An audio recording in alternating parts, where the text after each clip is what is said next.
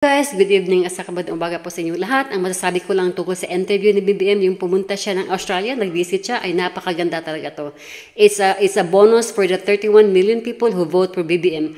Kasi merong interview doon na, alam mo yung part na nagalit yung nag-interview sa kanya na bakit ka tumawag, about human rights, about sa bagnanakaw, about yung mga pag-alis ng father niya, yung mga people's power.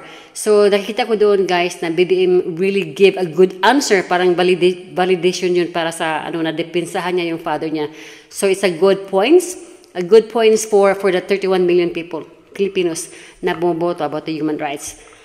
At saka talagang he's speaking on his mind at the time. Hindi yung meron siyang kudigo na binabasa na galing sa mga administrasyon niya, na iba ang nagpa-ikot sa utak niya, pero may talaga siya, may bonus siya doon sa interview. So it's a good thing. Hindi